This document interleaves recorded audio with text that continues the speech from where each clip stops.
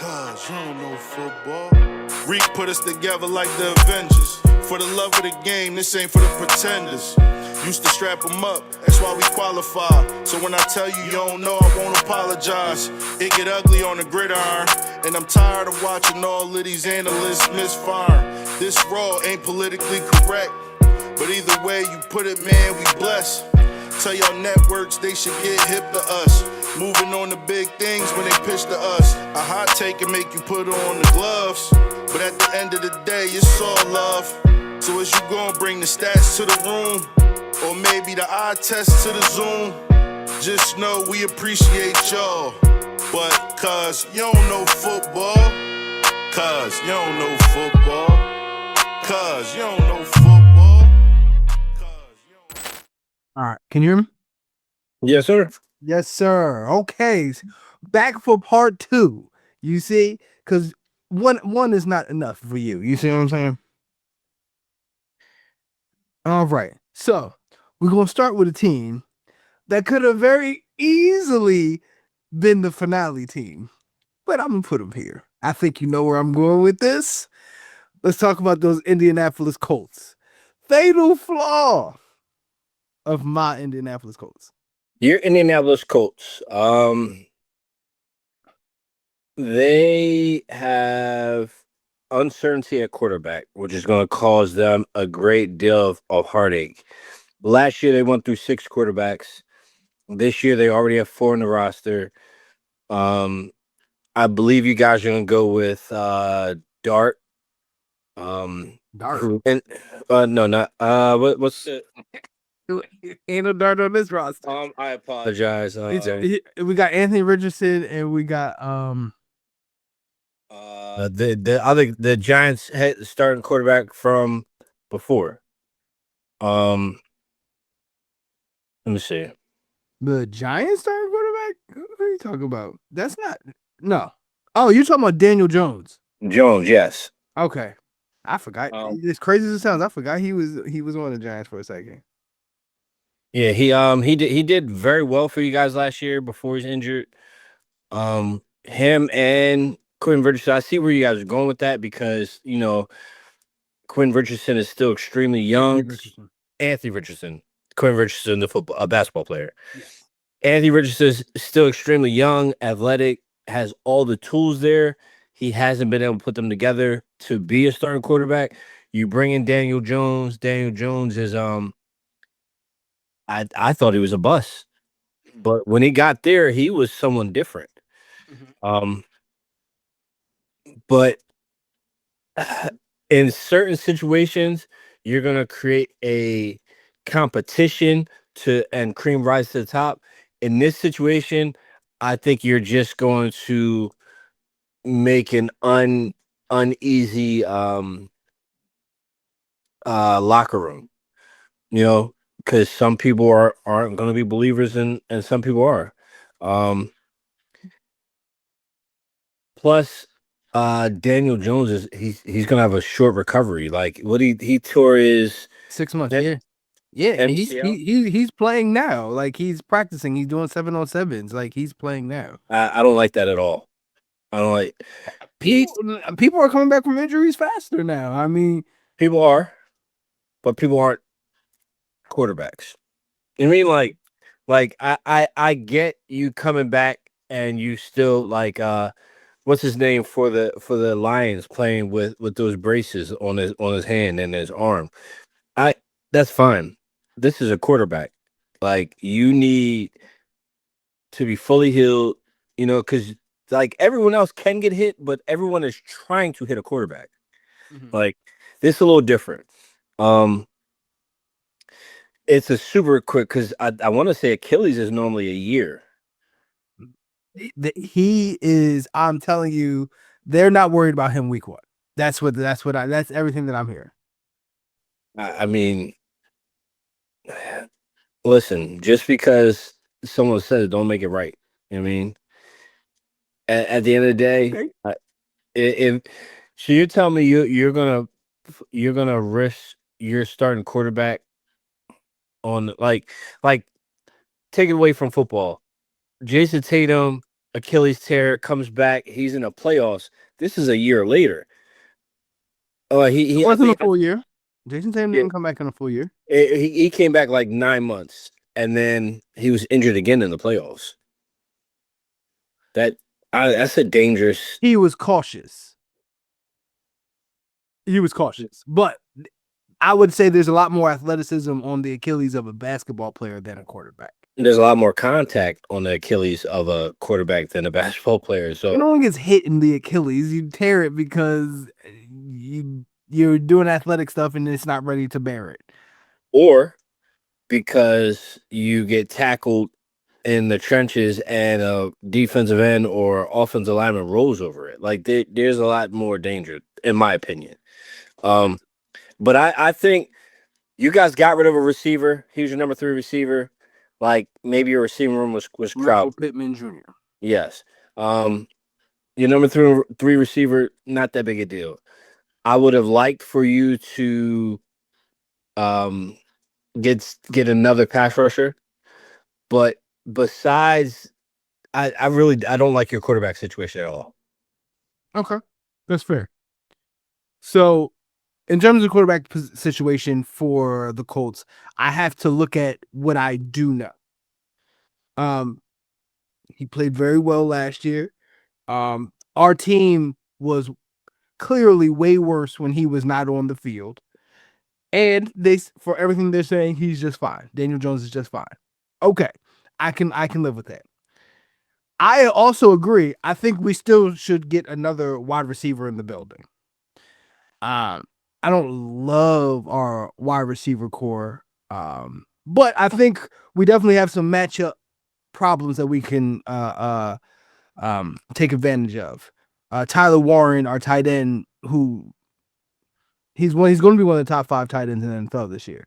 He's going to be a big problem. I've always liked Josh Downs.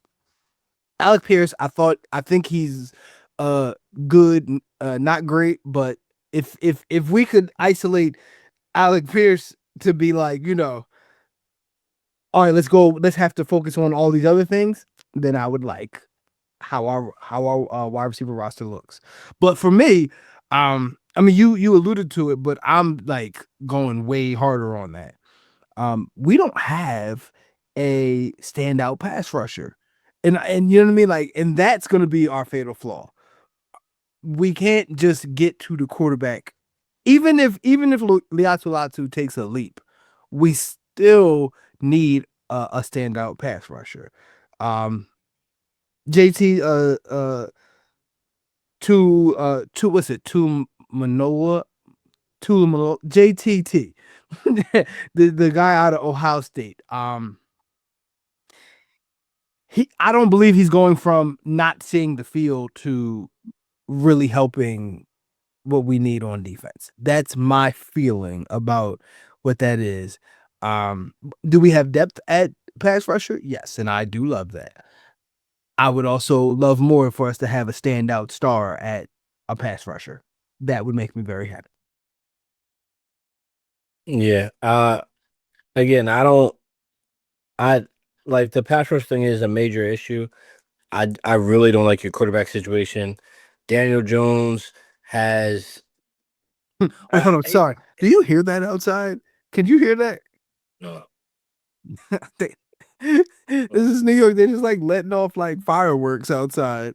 I just didn't know if you could hear it. All right, go ahead. Keep talking. I really don't like your quarterback situation. Um, you're. I mean, I see why you got rid of your wide receiver. Like they're all around the same, and like your wide receiver room is probably another one of those similar to your defensive end issues where you don't have that stud wide receiver. What you have is a lot of serviceable people, and that's what created the ability for them to be good because now, like yes, you don't have a true number 1, but you had 3 number 2s. Like that's just as good as having a number 1 and nothing else. I mean, like you had 3 players who were around the same level of skill. You got rid of one because you're gonna have to end up paying them all if you don't, and then you got rid of one, and that's how you're doing your defensive ends. I really, I mean, at the end of the day, clearly you have 4 quarterbacks on the roster, so you know someone's going to get injured. You kept Anthony Richardson, and that there's going to be some animosity, and then those issues always come like this. Let's say Daniel Jones has a shitty start to the season. Then there's going to be pressure to bring in your first round pick from 2 years ago. No, it's not. In We your can. Let mind, me. I can help you out there. No, it's not. in your mind, but the way pro Now, sports works, he's getting paid more than Daniel Jones. right, but I will say this: if we're gonna keep him past the deadline where we have to pay him like with like $4 million, like $4 or $5 million. If we're gonna keep him past that, I would prefer to have Anthony Richardson as my backup, and then see what happens, what goes on in offseason and next year. So if we're gonna keep him and pay him the $5 million, I don't mind him being the backup. But is he gonna put pressure on being the starter? No, not this year. That's not what's gonna happen. Okay, cool. So let's keep going here. Let's go back to the NFC East. Let's talk about those Dallas Cowboys. What is the fatal flaw of the Dallas Cowboys? Hold on, I'm gonna say what I think first. I'm gonna answer this one first. Um, because I thought about some things with them. Um, I'm gonna say defense. Their defense is gonna be their Achilles heel. I still going back last year. If you're gonna bring in Quinnen Williams, why would you trade away Micah Parsons if you're gonna do that? Because if they had Micah Parsons and Quinnen Williams right now, oh, this would be a different conversation. So I don't understand the move to want to do that, and you're gonna act like Rashawn Gary is gonna be suitable, and I'm like, is it something we're gonna learn about Rashawn Gary, or do we know what we already know about him? This defense is gonna have a lot of names on it that sound better than they actually are. But Caleb Downs is on this defense, and I am very excited to see him in the NFL. I'm not gonna lie to you. So we'll see what happens there. But I'm gonna say this defense, Achilles heel, is just the defensive philosophy and decision making, man. Just the defense. I'll do one better. Undisputed champ of the world with this one. The Achilles heel of the Dallas Cowboys is now and has been for the last 15 years Jerry Jones and his inability to remove himself from the day-to-day operations. You know, you bring in Quinnen Williams, and the reason why you can't pair him with a Michael Parsons is because Jerry Jones. Like you you don't want to pay CD, so then you end up having to pay him more to bring in George Pickens. Like You don't want to pay, but you're gonna have to pay him more. Same thing. he does the craziest, most, and I'm an oak now. I'm old, so I get it, but like he does the most old head shit ever, and like he is basically running the Cowboys like some jokers run their fantasy teams, and it just still make no sense. Like this is a like you struck it rich one time 30 years ago, and now you think that you're outsmarting the whole league and all the front offices and every like he's doing everything but coaching, and then he handcuffs the coaches. Like coaches can't operate how they want to operate because he has too much control and too much input. So the Achilles heel right now, until Jerry Jones is in a coffin or like resurrected as Dracula, it's gonna be Jerry Jones. Okay. Okay. I don't hate that as an answer. All right.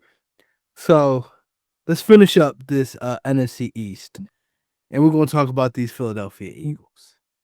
The Philadelphia Eagles. What is the fatal flaw of the Philadelphia Eagles? The Philadelphia Eagles' fatal flaw is. So we've seen how the Eagles operate when properly coached, right? So they have a very, very talented roster. One of the most talented rosters in football. Um, and what happens is the offense coordinator left. So last year we saw how stale the offense gets with all these dynamic players, which also leads to other turmoil. Kellen Moore, that offensive coordinator, Yes. who's doing a really good job in New Orleans, by the way. I was very impressed with what he did. But continue. Yeah. So we don't know if that is going to be the case or if this new offense coordinator is going to be the answer. So they had their offense coordinator is Sean Mannion. Sean Mannion has never been an offense coordinator, so we don't really know what he does.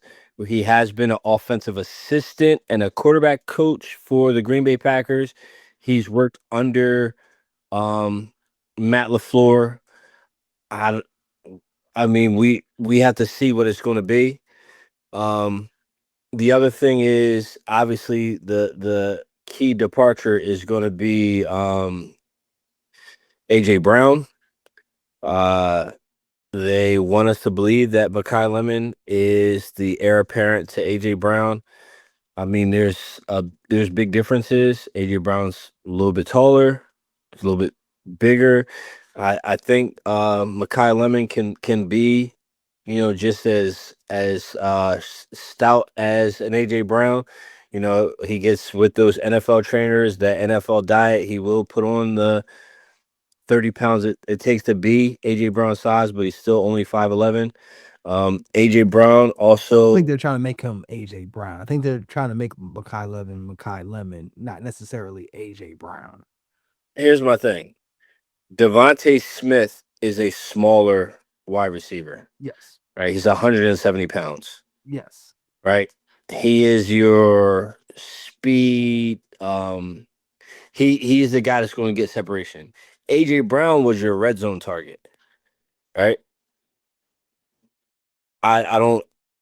Why draft? Like, they literally said in the draft, oh, he's going to be the new AJ Brown. He like that's how they But they can't say he's gonna be the new in Philadelphia, not like his game. They can't think that. Like, I'm not saying you didn't hear that. I'm saying they can't think that he's going to be AJ Brown. He's not built like AJ Brown.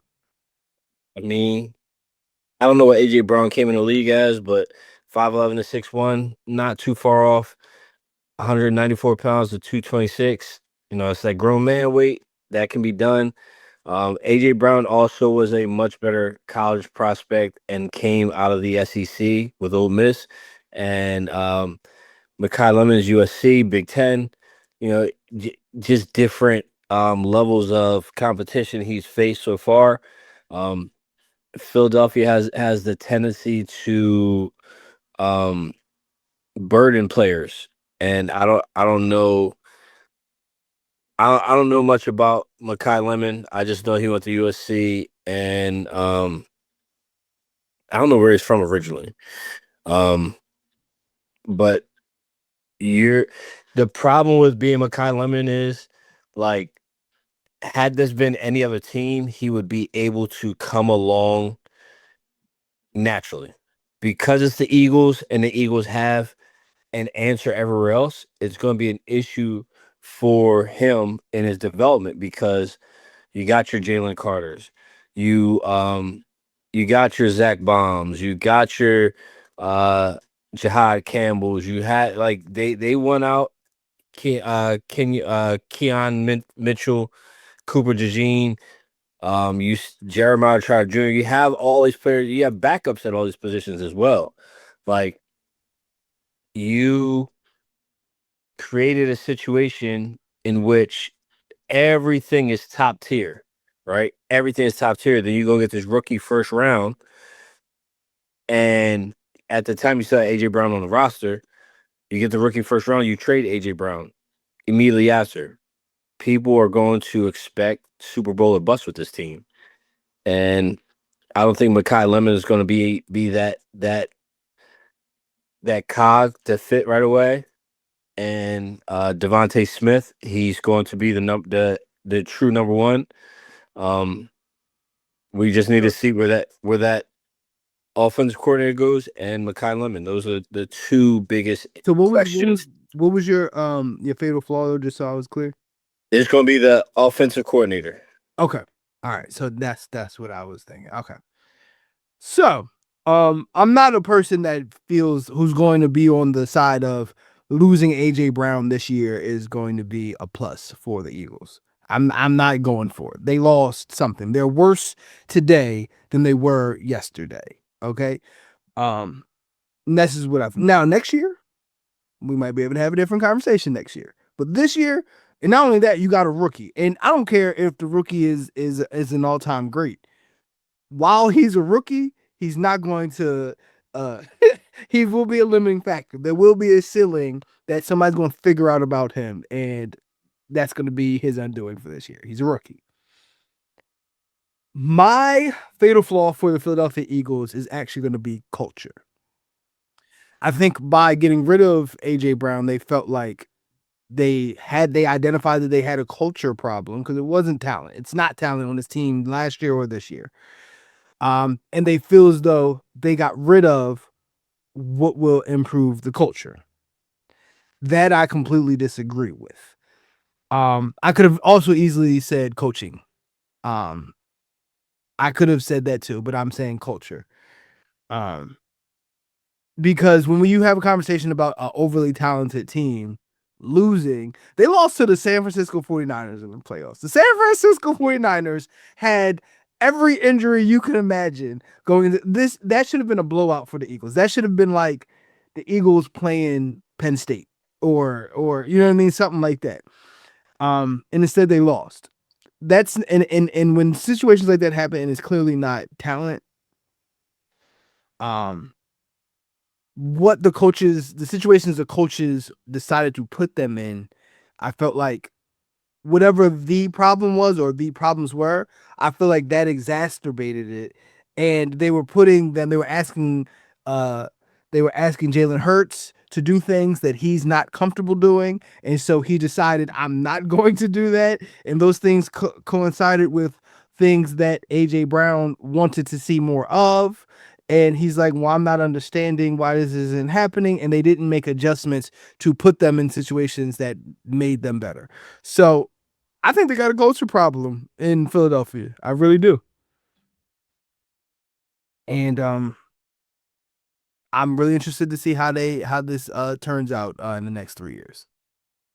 Yeah. I mean, the Eagles have been what 2 Super Bowls in the last 4 years, won one, and lost. yeah.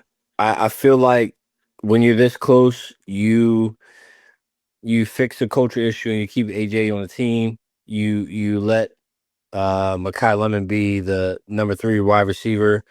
You mentor him. Maybe this year they don't want to go to Super Bowl. Maybe they want to develop more because the rest of the team is fairly young, and you got draft conversation for AJ Brown. I don't like the Makai Lemon thing, and we'll see if the offense coordinator can do anything. Like he hasn't even been offense coordinator yet, so it might even be more demanding being offense coordinator with all this talent on the team anyway. Because yes, but they don't have to throw it to somebody, so that's what makes it easier. They don't have to throw it to somebody per se. You know what I mean? Devontae, of course, he's supposed to be the number 1 option, but you don't have to give him the ball like 10 times. Like AJ Brown was like, I gotta get him the ball. Like I have to. Like he's got to have minimum 6 catches a game. You know what I'm saying? Like, and that is a pressure, and I'm not denying that. I'm just saying they're not better because he's not there. So yeah, the other thing is when your team is that talented, like getting the ball 10 times a game isn't really that hard because your defense is getting you the ball back often. You mean like, Well, whatever it is, they decided it was hard. yeah. So there's that. So finishing off in the last team of this episode, we got the Houston Texans. Now, let me just say what I want to say about the Houston Texans, actually. The Houston Texans, for me, have their defense is like, the Houston Texans, for me, has the best defense that I've seen in the last 10 years. This is my favorite defense. I've really enjoyed watching this defense. They also benefit from being in the AFC South, in my opinion, in that the teams that are in the AFC South really don't put pressure on what I feel as though really are the Texans' weaknesses. You know, they might be good, they might split, but when it comes down to it, I really feel like the Texans have the one up and have what's necessary against the other teams in the AFC South. My fatal flaw is CJ Stroud. I have to take back every nice thing that I ever said about CJ Stroud. Did you not see him in the playoffs last year? What was that? Yeah. For me, now other people might have their opinions. Matter of fact, when people look at this episode, I'm really curious to see what people think was the worst performance in like a playoff, like throughout the playoffs. That I've never seen quarterbacks play that bad, or I've never seen a quarterback play as bad as I watched CJ Stroud play in the playoffs last year. He was the whole reason why he was the whole limiting factor to why they didn't go to the Super Bowl last year. I mean, when they played against Pittsburgh, he's throwing hospital balls and gets Nico Collins and who was the tight end? Dalton Schultz. They didn't play the next week, and then and then he plays New England. He throws was it 5 interceptions and stuff like that. Yeah. So I'm yes, the fatal flaw to the Houston Texans is CJ Stroud, and I hope he hears it because I'm the one who came on here and apologized for what I originally felt about him being a quarterback coming from Ohio State, being in the NFL. I felt like what he benefited from was going to hold him back because it's not going to be that way. I said so much nice stuff about him. And for him to play like that, that was all time bad. I will never forget that CJ Stroud played like that in the NFL, let alone the NFL playoffs. I agree. I think CJ Stroud, he clearly regressed. Part of that regression is due to the ineffective, like they let their best offensive lineman go and had no plan to replace him last year.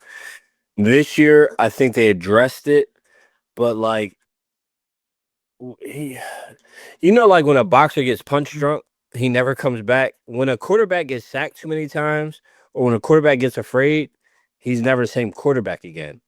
And that, because C.J. Stroud, after his rookie season, he was cocky. He was doing podcast interviews. He was everywhere. Hold on, let me stop right. Did you see when he was trying to like give Caleb Williams like advice on the field, and Caleb Williams was like, "All right, you keep pushing." Yeah.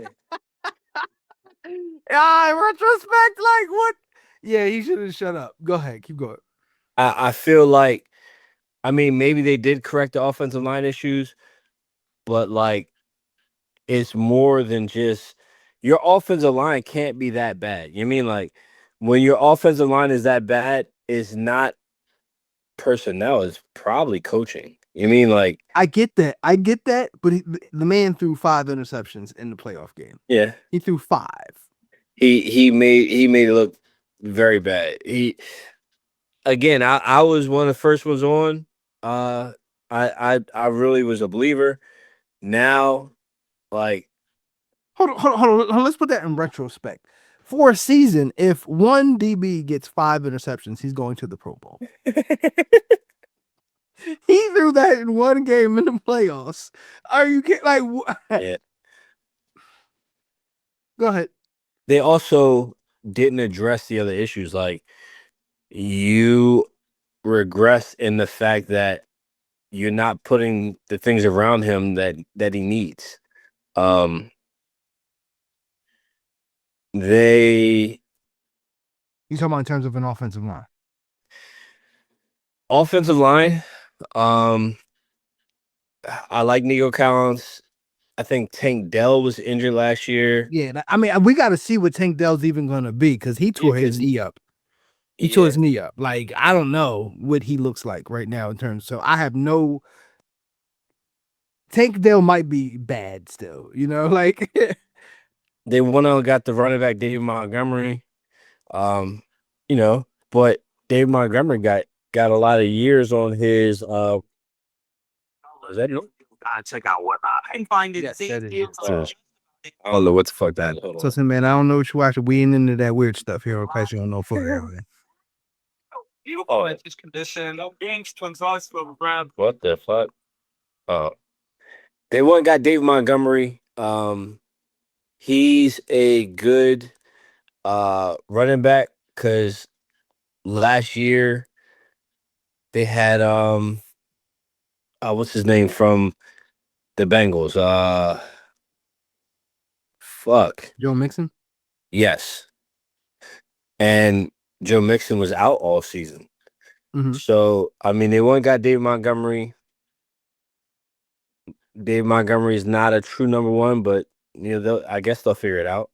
Hopefully, that offensive line wasn't. And Woody Marks, the rookie. He was a rookie last year. He was really good. So they got a 1-2 punch with him and Woody Marks. So yes, they were. I feel good about their running back room. Here's my other belief. I don't know if I've ever told you this before, right? When you're a running back, only great running backs make it past year 8. Okay. Dave Montgomery's not a great running back. Guess what year he's in? 1, 2, 3, 4, 5, 6, 7. Guess what year he's in? So this is 8th season. Yeah. Okay. That I just noticed that you're greats, you're gonna get 9, 10, 11, 12 years out of them. You there's not a lot of 12-year running backs. Those ones that you get 12 years out of, they're automatically great. I mean, all-time greats. Like even, if you that 5, 6 year, that 7 year, if you're not consistently getting 900 to 1,200 yards, that's going to be your last season. Okay. I mean, it might be different because some teams are splitting the load now, but the greats, you don't get 22,000 yards off 500 yards. Oh, also going back to CJ Stroud.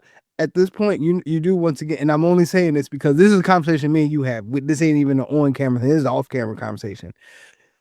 His claim to fame is beating once again Justin Herbert in the playoffs. I just want you to know a lot of these quarterbacks ain't really that good. Their claim to fame, it's not brought up like that, but what they did that was so good was beat Justin Herbert in the playoffs. I just want you to know that's like a reoccurring thing that always seems to come back around.